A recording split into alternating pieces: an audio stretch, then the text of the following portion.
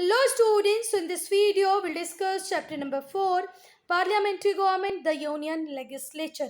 So student, before starting the chapter, I want to show you in one image. एक image मुझे दिखानी है आपको. वो इमेज किसकी होगी? हमारी पार्लियामेंट की होगी.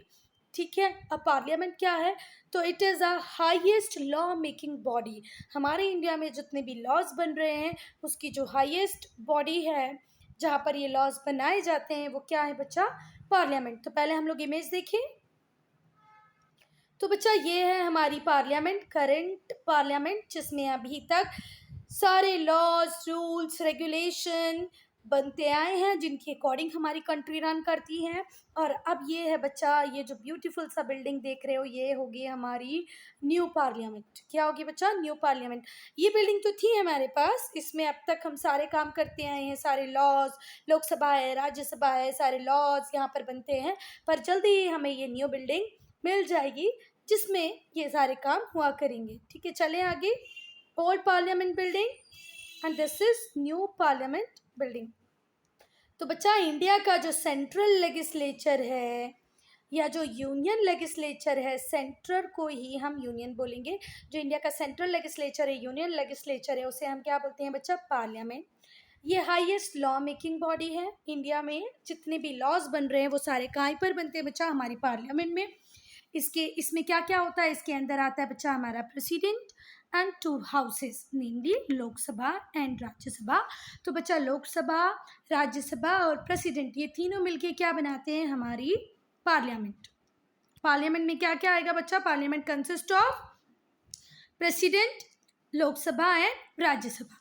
लोकसभा को ही हम बच्चा हाउस ऑफ पीपल बोलते हैं. Lok Sabha is also known as house of people and Rajya Sabha is known as council of state. Rajya Sabha क्या है? Council of state. और लोकसभा क्या है? House of people. चलो, अब बच्चा जो भी मेंबर्स होते हैं लोकसभा के और राज्यसभा के, जो इलेक्टेड मेंबर्स होते हैं लोकसभा के और राज्यसभा के, उन्हें हम बोलते हैं member of parliament, MPs. In short MPs बोले तो member of parliament. The parliament holds it's session बोले तो पार्लियामेंट की मीटिंग्स पार्लियामेंट हाउस में, जिसको हम संसद भवन भी बोलते हैं. संसद भवन कहाँ पर है? न्यू दिल्ली में. अभी मैंने जो आपको ऐसे गोल सी बिल्डिंग दिखाई थी जिसको मैंने ओल्ड पार्लियामेंट बोला था, इसी को हम क्या बोलते हैं? संसद भवन. कहाँ पर है? न्यू दिल्ली में है. और अब ऐसे जो ट्रायंगुलर शेप का बन गया ये भी हमारा क्या होगा? न्यू संसद भवन, न्यू पार्लियामेंट हाउस. ठीक, कोई बात? चलो, तो पहले हम लोग देखेंगे लोकसभा को. लोकसभा को लोअर हाउस ऑफ पार्लियामेंट भी बोलते हैं. Lok Sabha is also known as lower house of parliament. ठीक हुई बात. अभी करंट लोकसभा में कितने मेंबर हैं बच्चा? 545. अब देखो स्टूडेंट्स, हमने क्या बोला? पार्लियामेंट क्या है? Highest law making body. तो लॉ कौन बना रहे होंगे? कुछ लोग होंगे, कुछ मेंबर्स होंगे जो वहाँ पर बैठ के लॉज बना रहे होंगे. ठीक है. तो अभी करंट में कितने मेंबर हैं हमारी लोकसभा में? 545. How many members? 545. Though the constitution has provided for maximum 552 members. कितने मैक्सिमम मेंबर्स हो सकते हैं? अगर हमारे कॉन्स्टिट्यूशन ने कहा है कि जो मैक्सिमम नंबर है लोकसभा के वो कितना हो सकता है? 552. पर अभी करंट में कितने इलेक्टेड मेंबर्स हैं बच्चों? 545. ठीक, कोई बात? The number of seats will remain fixed 545 till the year 2026. बच्चा 2026 तक ये 545 मेंबर ही रहेंगे. ठीक है, मतलब अभी जितने भी इलेक्शन हुए, 14 में हुआ, 19 में हुआ, अब आगे 24 में होगा. तो बच्चा जितने भी इलेक्शंस होंगे इन सब में जो नंबर ऑफ सीट्स है वो फिक्स रहेंगे. That is 545. कब तक फिक्स रहेंगे? 2026 तक. बच्चा जो मेंबर्स होते हैं लोकसभा के वो इलेक्टेड होते हैं. कैसे होते हैं? इलेक्टेड होते हैं. अब यहाँ पर मोस्ट लिखा है, मतलब कुछ अनइलेक्टेड भी होंगे. आई बात समझ में? Most of the member of Lok Sabha are elected directly by the people. Direct Lok Sabha के मेंबर को कौन इलेक्ट करता है? लोग, जनता, general public. The President of India may nominate up to 2 members from the Anglo-Indian community if enough members are not elected to represent these community. हमारे India में बच्चा एक एंग्लो इंडियन कम्युनिटी भी है. ठीक है।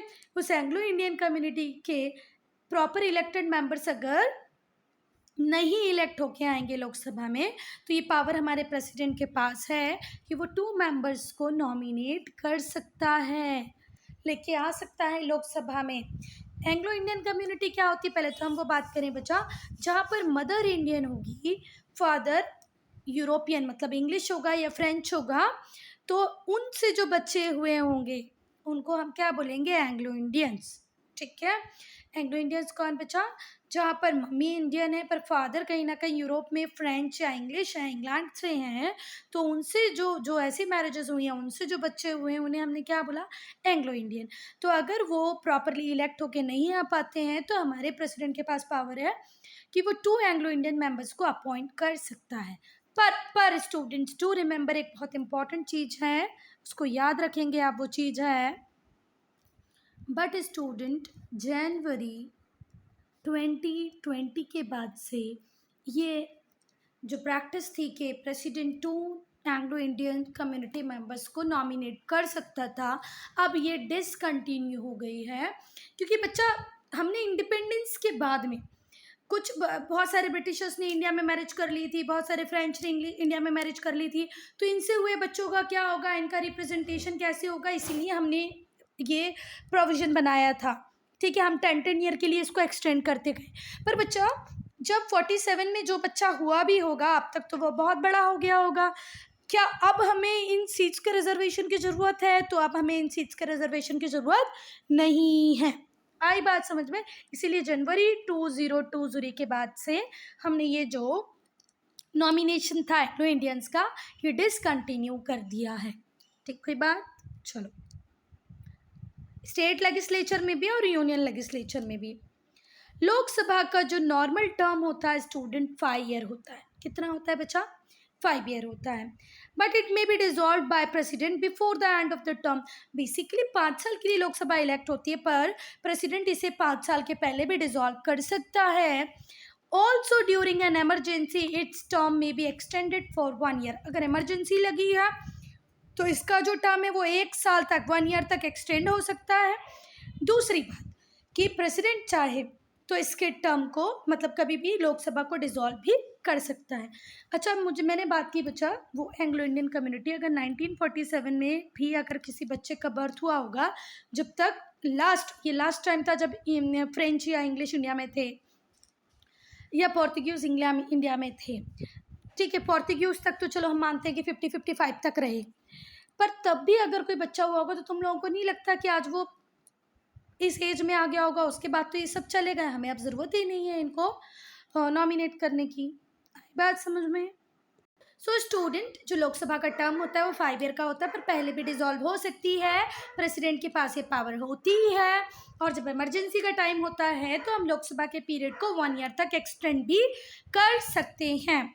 अब कौन इलेक्शन कॉन्टेक्स्ट कर सकता है लोकसभा के लिए? अगर मैं चाहूँ कि भैया मुझे इलेक्ट होकर लोकसभा में जाना है, तो कौन कौन सी रिक्वायरमेंट होगी? फर्स्ट जो रिक्वायरमेंट होगी वो होगी कि वो इंडिया का सिटीजन होना चाहिए। सेकेंड रिक्वायरमेंट होती है उसकी एज 25 ईयर्स होनी चाहिए। ठीक, कोई बात? Has to be an Indian citizen and aged at least 25 years. ठीक, कोई बात? चले आगे।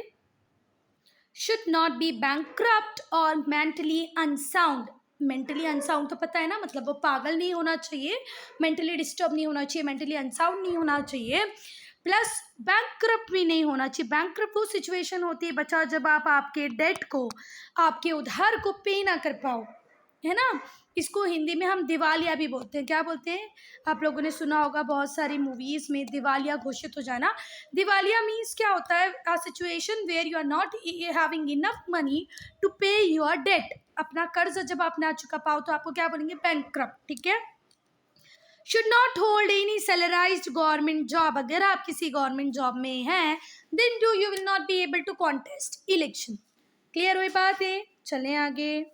तो 3 कंडीशन है, आपको इंडियन सिटीजन होना चाहिए, सेकंड सिचुएशन है कि आप अनसाउंड मांग के नहीं होने चाहिए, आप बैंकक्रप्ट नहीं होने चाहिए, आपकी एज 25 ईयर से ज़्यादा होनी चाहिए, 25 ईयर होनी चाहिए, और आप गवर्नमेंट ऑफिस में मतलब किसी सैलराइज्ड गवर्नमेंट जॉब में अपना। चलें आगे। बेटा लोकसभा के लिए इलेक्शन आइडियली तो 5 ईयर में एक बार होने ही चाहिए, क्योंकि लोकसभा का टर्म 5 ईयर होता है। कोई बात। For the purpose of elections the country is divided into many constituencies. बच्चा हमारे इंडिया में बहुत सारी पॉपुलेशन है, एरिया भी हमारा बहुत बड़ा है, तो पूरे इंडिया को इलेक्शन पर्पस के लिए हम छोटी छोटी कॉन्स्टिट्यूएंसीज में डिवाइड कर देते हैं for the purpose of election. So हम इलेक्शन पर्पस के लिए इंडिया को छोटी छोटी कॉन्स्टिट्यूएंसीज में डिवाइड कर देते हैं, और उस कॉन्स्टिट्यूएंसी को डिवाइड करने का जो पर्पस होता है वो होता है पॉपुलेशन। क्या होता है बच्चा? पॉपुलेशन। एरिया नहीं होता, पूरे छोटे छोटे कॉन्स्टिट्यूएंसीज में पूरा एरिया डिवाइड हो जाता है, जिसका मेन पर्पस होता है, मेन बेस जो होता है वो क्या होता है? पॉपुलेशन। आई बात समझ में? For the purpose of election, the complete India is divided into small areas, and that small areas is called constituencies, and the base of dividing the constituency is population. Area बिल्कुल भी नहीं होता है, ठीक है? The constituencies are created on the basis of population, so that the more populous state, वो states जिनकी population बहुत ज़्यादा है उन्हें ज़्यादा सीट्स मिल जाए। जैसे हमारा यूपी, बिहार, जहाँ पॉपुलेशन बहुत ज़्यादा है तो इन्हें ज़्यादा सीट्स मिले, इसीलिए पॉपुलेशन को बेस बनाया जाता है कॉन्स्टिट्यूएंसीज बनाने के लिए। चलो, every constituency elect one representative to the Lok Sabha. हर कॉन्स्टिट्यूएंसी से एक रिप्रेजेंटेटिव जाएगा कहाँ पर? लोकसभा में। वो कैंडिडेट जो इलेक्शन कॉन्टेस्ट करेगा वो किसी न किसी पॉलिटिकल पार्टी से बिलोंग कर सकता है। यहाँ पर मे लिखा है, ठीक है? मे बिलोंग्स टू पॉलिटिकल पार्टी, या तो वो इंडिपेंडेंट कैंडिडेट भी हो सकता है। मींस वो किसी पार्टी को अलाइन नहीं करेगा अपने साथ, ठीक है? अपने हम लोग बोलते हैं कि अच्छा वो ए कैंडिडेट बीजेपी का है, बी कैंडिडेट आपका है, ठीक है, आम आदमी पार्टी का, सी कैंडिडेट कांग्रेस को बिलोंग करता है। पर कुछ कैंडिडेट्स नॉन पार्टी कैंडिडेट भी होते हैं, इंडिपेंडेंट कैंडिडेट भी होते हैं, जिन्हें हम हिंदी में निर्दलीय उम्मीदवार बोलते हैं, ठीक है? वो भी इलेक्शन कॉन्टेस्ट कर सकते हैं। अब वो कैंडिडेट बच्चा जिसको एक कॉन्स्टिट्यूएंसी से सबसे ज़्यादा वोट्स मिलेंगे वो क्या हो जाएगा? इलेक्टेड। वो क्या बन जाएगा? Elected representative. ठीक हुई बात? फिर आप लोगों ने कितनी बार टेलीविजन्स में, न्यूज़ में देखा होगा कि जो भी कैंडिडेट उस पर्टिकुलर कॉन्स्टिट्यूएंसी से सबसे ज़्यादा वोट्स लाता है वो क्या बन जाता है? रिप्रेजेंटेटिव। फिर वहाँ पर बहुत ढोल वोल बजते रहते हैं, एक दूसरे को माला वाला पहनाते रहते हैं वो लोग कि जीत गए, बधाई हो, ठीक है? तो हर कॉन्स्टिट्यूएंसी में जिस भी कैंडिडेट को सबसे ज़्यादा वोट मिलेंगे वो क्या बन जाएगा? उस पर्टिकुलर कॉन्स्टिट्यूएंसी का इलेक्टेड रिप्रेजेंटेटिव। ठीक है बात? चलें आगे। अब वोटिंग कौन कर सकता है बच्चा? कैंडिडेट तो हमने देख लिया। वोटिंग हर वो इंडियन सिटीजन जिसकी एज 18 ईयर या उससे ज़्यादा हो वो वोट कर सकता है इलेक्शंस में टू चूज़ देयर रिप्रेजेंटेटिव्स। अगर आप 18 या 18 से अबव हैं तो आप लोग वोट डालेंगे, और वोट डालेंगे अपने मनपसंद रिप्रेजेंटेटिव को आप वोट कर देना, फिर वो आपका रिप्रेजेंटेटिव बन जाएगा अगर उसे सबसे ज़्यादा वोट्स मिल जाएंगे तो। Voting is done by secret ballot so that only voter knows which candidate he or she has voted for. बेटा जब भी आप वोट डालने जाओगे, अभी तो खैर आप लोग गए नहीं होंगे, मम्मी और पापा गए होंगे तो पूछना, यहाँ पर उनका चेकिंग, वेरिफिकेशन, इंक का साइन लगने के बाद इस तरीके से एक बूथ बना दिया जाता है जहाँ पर वो कैंडिडेट जो वोट डाल रहा है वो अकेला खड़ा होता है, ठीक है? वो फिर वोट डाल देता है। तो हम बोल सकते हैं कि जब वो वोट डालता है तो उस अकेले व्यक्ति को ही पता होता है कि उसने किसके लिए वोट डाला। पहले सीक्रेट बैलेट के थ्रू होता था, एक ऐसे पेपर बना होता था, उस पेपर पे यहाँ पर कैंडिडेट का नाम और यहाँ पर जिस भी पार्टी से वो होता था उसका साइन होता था।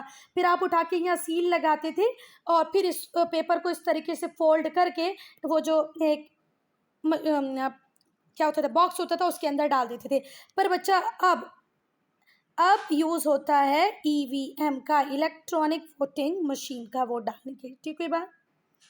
चलो, after the result of the election, election होने के बाद उसके रिजल्ट के लिए वेट करते हैं, फिर रिजल्ट डिक्लेयर होता है। जो पार्टी जिसको मेजॉरिटी ऑफ सीट्स मिलती हैं लोकसभा में उसको प्रेसिडेंट इनवाइट करता है कि आइए आप आपकी गवर्नमेंट बनाइए। देखो पूरे इंडिया में लोकसभा के लिए इलेक्शन हुए, आप एक पार्टी को, किसी भी एक पार्टी को सबसे ज़्यादा वोट मिले होंगे, उसके हर कॉन्स्टिट्यूएंसीज में कैंडिडेट जीते होंगे, यहाँ पर भी उसका कैंडिडेट जीता, यहाँ पर भी, यहाँ पर भी, यहाँ पर भी। जिस भी पार्टी के सबसे ज़्यादा कैंडिडेट जीत के आते हैं, जिसकी मेजॉरिटी में सीट मिलती है, जिसको, उसको प्रेसिडेंट आता है, भैया चलिए आइए, आपको सबसे ज़्यादा सीट्स मिली है, अब आप गवर्नमेंट बनाएंगे। अगर किसी एक पार्टी को मेजॉरिटी में वोटिंग नहीं मिल पाती है, जैसे आपको 120 सीट्स मिल गई, बीजेपी को 200 मिल गई और कांग्रेस को 82 मिल गई, तो इसमें क्या होगा बच्चा, टोटल 545 सीट्स के लिए इलेक्शन हो रहे हैं। तो अभी हमारे पास कितनी हो गई 200, 300, 400 सीट्स। अभी भी जो 145 सीट्स में बची हैं उस पर कुछ इंडिपेंडेंट कैंडिडेट्स होंगे, कुछ छोटी छोटी पार्टी होंगे, जैसे सीपीएम हो गई, आपकी समाजवादी पार्टी हो गई, दुनिया भर की पार्टीज जो भी हैं। तो बच्चा ये जो मेन पार्टीज हैं, अब ये दो पार्टी अपना एलाय बना सकती है, क्योंकि किसी को भी मेजॉरिटी में वोट नहीं मिले हैं, ठीक है, किसी को भी 50% से ज़्यादा वोट नहीं मिले हैं। तो अगर बीजेपी को नो डाउट सबसे ज़्यादा सीट्स मिली हैं, पर अगर कांग्रेस अलायंस बना ले किसके साथ, आम आदमी पार्टी के पास, तो इनके पास कितनी हो जाएंगी 202 सीट्स, और इस तरीके से ये अपनी मेजॉरिटी फॉर्म करके कोalition की गवर्नमेंट बना सकती हैं। किसकी गवर्नमेंट बना सकती हैं बच्चा, कोalition की गवर्नमेंट बना सकती हैं। ठीक, कोई बात। चलो, if no party gets clear majority, अगर किसी पार्टी को क्लियर मेजॉरिटी नहीं मिले, 2 और मोर पार्टी साथ में आके गवर्नमेंट फॉर्म कर सकती हैं, बना सकती हैं। इस टाइप की गवर्नमेंट को हम कोalition की गवर्नमेंट कहते हैं, मतलब जहाँ 2-3 पार्टी ने मिलकर गवर्नमेंट बनाई। The parties other than ruling parties constitute opposition. अब जैसे कि एक पार्टी को मेजॉरिटी मिली तो उसका क्या बन जाएगा, गवर्नमेंट बन जाएगी। जो दूसरी पार्टीज में से जो सबसे बड़ी पार्टी है वो अपोजिशन की पार्टी बन जाएगी, ठीक है। पर कोalition गवर्नमेंट ने 2-3 पार्टी ने मिलकर क्या बना ली, गवर्नमेंट बना ली। तो बच्चा जो दूसरी पार्टी रहेगी वो क्या बना लेगी, अपना अपोजिशन, ठीक है। वो सारी पार्टी किस में रहेगी, अपोजिशन में। एक पार्टी जीतती है तो वो सरकार बनाती है, जो पार्टी हारती हैं वो किस में बैठती हैं बच्चा, अपोजिशन में बैठती हैं। ठीक, कोई बात। चलो, अभी बीजेपी रूलिंग पार्टी है, बीजेपी की गवर्नमेंट है, और जो अपोजिशन है उसमें कांग्रेस है, समाजवादी पार्टी है, बहुजन समाजवादी पार्टी है, और भी बहुत सारी। प्रिसाइडिंग ऑफिसर, अब प्रिसाइडिंग ऑफिसर की अगर हम बात करें तो प्रिसाइडिंग ऑफिसर कौन होगा बच्चा, स्पीकर। लोकसभा का प्रिसाइडिंग ऑफिसर होता है स्पीकर। जो लोकसभा होती है, the Lok Sabha member select speaker from among themselves. बहुत सारे मेंबर हैं लोकसभा में, उनमें से ही किसी को ये क्या चुन लेते हैं, अपना स्पीकर, ठीक है, जो कि प्रिसाइडिंग ऑफिसर होता है। ये किसी एक पार्टी को बिलोंग करता है बच्चा, पर जब ये स्पीकर बन जाता है तो इसका काम होता है कि ये इम्पार्शली रिएक्ट करे। अगर इसकी पार्टी का कोई व्यक्ति कोई गलत काम कर रहा है, या तो लाउडली बहुत ज़ोर ज़ोर से चिल्ला रहा है, या कई बार कुछ ऐसी एक्टिविटी कर रहा है जो लोकसभा में नहीं होनी चाहिए, तो ये जो स्पीकर होता है वो उसे सस्पेंड कर देता है। मतलब लोकसभा की प्रोसीडिंग प्रॉपरली करें, चलती रहें, ये किसका काम होता है, स्पीकर का। स्पीकर कौन होता है, वो लोकसभा का ही एक मेंबर होता है जिसको सिलेक्ट कर लिया जाता है। जो स्टूडेंट्स स्पीकर होता है वो जितनी भी प्रोसीडिंग्स होती हैं उसका काम होता है कि वो प्रोसीडिंग को इम्पार्शली देखे, किसी एक पार्टी के कैंडिडेट को फेवर ना करे, अनबायस्ड रहे, ठीक है, ऑर्डर मेंटेन रखे हाउस का। कई बार डिबेट में स्पीकर को भी वोट देना पड़ता है, ठीक है। तो यूजुअली जो स्पीकर होता है, जैसे कई बार हमारे जो हाउस होते हैं, लोकसभा हाउस, रोज राज्यसभा या लोकसभा हुई, तो लोकसभा में कई बार डिबेट होता है। तो डिबेट में क्या होता है, स्पीकर लोगों का वोट लेता है कि बताइए आप इस बात पे क्या होना चाहिए। तो होता क्या है कि जितने भी कैंडिडेट्स होते हैं वो वोट देते हैं, स्पीकर को वोट नहीं देना रहता है। पर कई बार ऐसी सिचुएशन आती है स्टूडेंट की टाई हो जाता है, तब स्पीकर अपना वोट देता है, और जो स्पीकर का वोट होता है वो डिसाइडिंग वोट होता है। तो स्पीकर जनरली तो बेटा रूलिंग पार्टी से बिलोंग करता है, पर उसको इम्पार्शली ही एक्ट करना होता है। अब वो पार्टी के लिए नहीं, पूरी हमारी कंट्री की लोकसभा का स्पीकर है, तो उसे इम्पार्शलिटी का बहुत ज़्यादा ध्यान रखना पड़ेगा कि वो कभी भी पार्शलिटी ना करे। तो फिर से मैं पैराग्राफ बोल रही हूँ, अगर मैंने कहीं कंफ्यूज किया है तो ध्यान से सुनना। स्पीकर प्रोसीडिंग को कंडक्ट करता है उसका काम होता है कि वो ऑर्डर को मेंटेन रखे हाउस में। कई बार डिबेट होता है, डिबेट पे स्पीकर बोलता है चलिए अब आप लोग वोट देते हैं, इस इशू पे हम लोग वोटिंग कर लेते हैं। स्पीकर वोट नहीं देता है, पर कई बार टाई हो जाता है, तो टाई की सिचुएशन में स्पीकर अपना वोट देता है। वो स्पीकर अपना वोट देगा तो वो तो डिसाइडिंग वोट होगा ना, क्योंकि ऑलरेडी टाई है। तो जनरली स्पीकर होता है रूलिंग पार्टी का, पर उसको कहा जाता है कि भाई तुम इम्पार्शली ही एक्ट करोगे। लोकसभा मेंबर एक डेप्यूटी स्पीकर को भी इलेक्ट कर लेते हैं। जब स्पीकर हाउस में नहीं होगा तो उसकी एब्सेंस में डेप्यूटी स्पीकर क्या करेगा, प्रिसाइड करेगा, चेयर करेगा मीटिंग को। The deputy speaker generally belongs to opposition, और जो डेप्यूटी स्पीकर होता है वो अपोजिशन पार्टी से बिलोंग करता है। अब हम पढ़ेंगे राज्यसभा। तो बच्चा ये जो राज्यसभा होती है इसी को हम अपर हाउस ऑफ पार्लियामेंट बोलते हैं। इसकी टोटल स्ट्रेंथ होती है 250। इसके अंदर इंक्लूड होते हैं 2 मेंबर्स जो कि प्रेसिडेंट नॉमिनेट करता है। इट मीन्स 238 और 12 कैसे होते हैं बेटा, नॉमिनेटेड। आई बात समझ में। अगर हम करंट की बात करें तो आज करंट में राज्यसभा में 245 मेंबर्स हैं और 12 उस 245 में से 12 नॉमिनेटेड हैं और 233 इलेक्टेड है। क्या बात समझ में आ गई। हमारी राज्यसभा को अपर हाउस ऑफ पार्लियामेंट भी बोलते हैं। इसमें टोटल 250 मेंबर्स हो सकते हैं जिनमें 12 नॉमिनेटेड मेंबर्स रहेंगे। अभी करंट स्ट्रेंथ की बात करें राज्यसभा की तो वो है 245 मेंबर्स। इन 245 में से 12 तो नॉमिनेटेड मेंबर्स हैं और बाकी के 233 इलेक्टेड मेंबर्स हैं। ठीक है। अब जो इलेक्टेड मेंबर्स होते हैं वो स्टेट्स को रिप्रेजेंट करते हैं, यूनियन टेरिटरी को रिप्रेजेंट करते हैं। जो मोर पॉपुलस स्टेट्स होते हैं उनके मोर मेंबर्स होते हैं। The members representing a state are elected by elected members of state legislature assembly. बेटा हर स्टेट में भी स्टेट लेजिस्लेचर के लिए इलेक्शन होते हैं। जो स्टेट लेजिस्लेचर असेंबली के जो मेंबर होते हैं, जो रिप्रेजेंटेटिव होते हैं, बाद में वो इलेक्ट करेंगे मेंबर को, जिसको वो कहाँ पर भेजेंगे बेटा, राज्यसभा में। आई बात समझ में।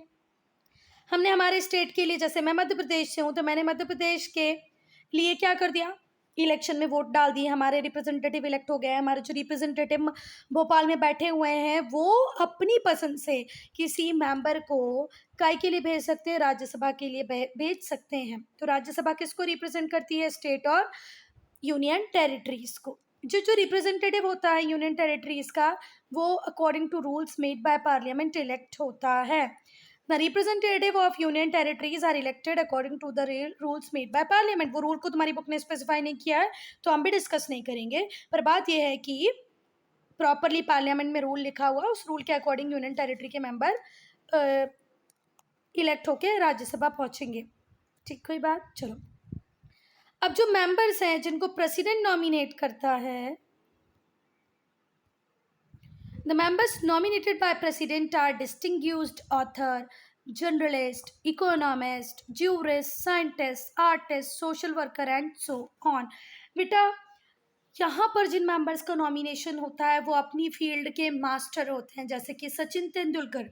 ठीक है, जिन्हें हम मास्टर ब्लास्टर कहने लगे थे। तो बच्चा ये जो सचिन तेंदुलकर है इसको भी हमने एक बार राज्यसभा का मेंबर नॉमिनेट करके भेजा, प्रेसिडेंट ने, हमने नहीं, किसने, प्रेसिडेंट ने। ऐसे बड़े बड़े इकोनॉमिस्ट आते हैं, वो हर व्यक्ति जिसने अपनी फील्ड में मास्टरी हासिल कर ली है उसका एक चांस बनता है कि वो कभी ना कभी राज्यसभा में पहुंच सकता है। मैरी कॉम को आप सब लोग जानते हो ना, मैरी कॉम भी राज्यसभा का मेंबर रह चुकी हैं। Among the distinguished people who have been nominated by to the Rajya Sabha are poet Maithili Sharan, हमारे एक पोएट है मैथिली शरण गुप्त, वो लोकसभा के लिए नॉमिनेट हो चुके हैं। एक साइंटिस्ट थे जिनका नाम था सत्येंद्र नाथ बोस, वो भी राज्यसभा पहुंच गए हैं। शबाना आजमी है राज्यसभा में। फिर शबाना आजमी के बाद कौन है, सिंगर लता मंगेशकर है। प्लेयर में सचिन तेंदुलकर रह चुके हैं, प्लेयर में मैरी कॉम जा चुकी हैं। अगर हम आर्टिस्ट की बात करें तो रेखा वासदेव, और जर्नलिस्ट में खुशवंत सिंह राज्यसभा के मेंबर बन चुके हैं। तो बेटा ये हर वो व्यक्ति है, शबाना आजमी हुई, लता मंगेशकर हुई, खुशवंत सिंह हुए या सत्येंद्र नाथ हुए। तो बेटा ये वो व्यक्ति हैं जिनको पूरा इंडिया जानता है, जिन्होंने अपनी फील्ड में मास्टरी हासिल की है, उन्हें हम नॉमिनेट करके राज्यसभा में भेज सकते हैं। Rajya Sabha is not dissolved after a fixed term. Rajya Sabha fix term के बाद पूरी तरह डिसॉल्व नहीं होती, राज्यसभा का डिसोल्यूशन नहीं होता है, Rajya Sabha is not dissolve after a fix term. ये एक परमानेंट बॉडी है। इसके हर 2 साल में 1/3 मेंबर रिटायर होते हैं और न्यू मेंबर्स इलेक्ट हो जाते हैं, जो भी वैकेंट सीट्स होती हैं उनके लिए। Each member has a term of 6 year. Her member का टर्म 6 ईयर होता है। पूरी की पूरी राज्यसभा डिसॉल्व नहीं होती है। ये एक परमानेंट बॉडी है, राज्यसभा एक परमानेंट बॉडी है। ठीक है बात। हर 2 साल में in every 2 year 1/3 member retire हो जाएंगे और जो वैकेंट सीट्स होंगी उन पे इलेक्शंस हो जाएंगे। जो हमारा वाइस प्रेसिडेंट होता है वो एक्स ऑफिसियो चेयरमैन होता है, किसका? राज्यसभा का। तो राज्यसभा की जितनी भी मीटिंग्स होती हैं उनको प्रेसाइड कौन करता है बच्चा? हमारा वाइस प्रेसिडेंट को बाय वर्च्यू ऑफिस उसको जो ऑफिस मिला है उससे ही ये भी पोस्ट मिल गई है कि वो चेयरमैन बनेगा राज्यसभा का। जैसे ही आप वाइस प्रेसिडेंट बने बच्चा, इट मीन्स आप चेयरमैन भी बन गए हैं कहाँ के? राज्यसभा के। और क्योंकि आप वाइस प्रेसिडेंट है इसीलिए आप राज्यसभा के चेयरमैन भी बनेंगे। ऐसी सिचुएशन को हम क्या बोलते हैं? Ex officio situation, where one thing you are getting in return now, in when you got one other is available। ठीक हुई बात। जब एक चीज आपके पास है तो उसके साथ दूसरी भी मिल जाएगी, इसको बोलते हैं एक्स ऑफिसियो। ठीक हुई बात। चलो बेटा, एक डेप्यूटी चेयरमैन भी होता है। वो जब मीटिंग्स को प्रेसाइड करेगा जब चेयरमैन अवेलेबल नहीं होगा। तो जो राज्यसभा होती है वो डेप्यूटी चेयरमैन अपने में से ही किसी एक को इलेक्ट कर लेती है। तो भाई जैसे लोकसभा में स्पीकर होता है वैसे ही राज्यसभा में होता है चेयरमैन। और ये चेयरमैन की जो पोजीशन है वो एक्स ऑफिशियो है, क्योंकि वाइस प्रेसिडेंट बनते ही आप क्या भी बन जाते हो? राज्यसभा के चेयरमैन। अब कौन who can be a member? अगर आपको राज्यसभा का मेंबर बनना है तो लोकसभा में जो एज 25 थी वो राज्यसभा में 30 ईयर हो जाती है। इंडियन सिटीजन तो दोनों ही जगह हैं, यहाँ पर भी लोकसभा में भी आपका इंडियन सिटीजन होना जरूरी था, राज्यसभा में भी इंडियन सिटीजन जरूरी है। यहाँ पर एज 25 थी, यहाँ पर 30 है। वहाँ पर भी बैंकरप्ट होना सही नहीं था, मतलब बैंकरप्ट हो तो आप एलिजिबल ही नहीं हो लोकसभा राज्यसभा का मेंबर बनने के लिए। Bankruptcy again I am describing you that the situation where you are not able to return back your debt. कर्जा वापस ना करने वाली सिचुएशन को हम बैंकरप्ट, दिवालिया बोलते हैं। अब पागल मेंटली अनसाउंड भी नहीं होनी चाहिए और आप किसी गवर्नमेंट जॉब में भी नहीं होने चाहिए। ठीक है बात। How are union legislature work? चलें कैसे काम करता है हमारा यूनियन लेजिस्लेचर। जो इंडियन पार्लियामेंट होता है उसके 2 सेशन होते हैं। ठीक है, हर साल में 2 सेशन होंगे।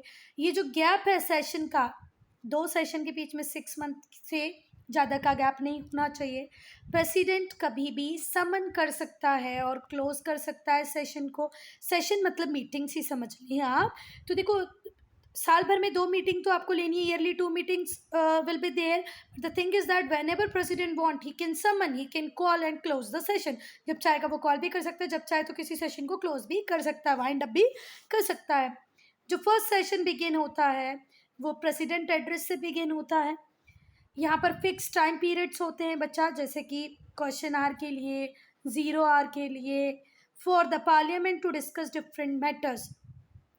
कब क्वेश्चन आवर होगा, कब 0 आवर होगा, ये बिल्कुल प्री फिक्स्ड होता है, प्री डिसाइडेड होता है। अब क्वेश्चन आवर में क्या होता है बच्चा? The first hour of every sitting of parliament. Sitting की जब भी पार्लियामेंट की कोई भी सिटिंग होगी, सिटिंग की पार्लियामेंट, सॉरी बेटा, जब भी सिटिंग होगी पार्लियामेंट की तो उसका जो फर्स्ट आवर होगा उसे हम क्या बोलते हैं? Question hour. आए बात समझ में? जब जब पार्लियामेंट की सिटिंग होगी उस सिटिंग के पहले घंटे में, पहले आवर में क्वेश्चन आवर ही होगा। ड्यूरिंग दिस पीरियड, इस पीरियड में the minister answer questions. Minister का काम क्या होगा इस पर्टिकुलर टाइम में? कि वो क्वेश्चंस को आंसर करें। फिर से मैं बोल रही हूँ, हर पार्लियामेंट की सिटिंग का, मीटिंग का, सेशन का जो पहला घंटा होगा, फर्स्ट आवर होगा, उसी को हम क्वेश्चन आवर बोलेंगे। इसमें जितने भी कंसर्न मिनिस्टर हैं वो क्वेश्चंस को आंसर करेंगे। एडवांस बाय वेरियस एमपीज, बहुत सारे एमपीज होते हैं जो एडवांस में मिनिस्टर को, कंसर्न मिनिस्टर्स को क्वेश्चन भेज देते हैं। जो मिनिस्टर आता है वो प्रिपेयर होके आता है, उन क्वेश्चंस को आंसर करता है। Debates over the queries and replies help reveal flaw in government policies. बेटा अब इस क्वेश्चन आर में जो डिबेट होगा, जो आप क्वेरी पूछोगे, जो आपको रिप्लाईज मिलेंगे, इससे कहीं ना कहीं हमें पता चल जाता है कि क्या हमारी गवर्नमेंट की पॉलिसी में कोई फ्लॉ है, कि ये बिल्कुल अच्छी है, कि इसमें कुछ गलतियां हैं, इसमें और सुधार हो सकता है. So student, I am ending this video here. Only will discuss with 0R in part 2. Okay.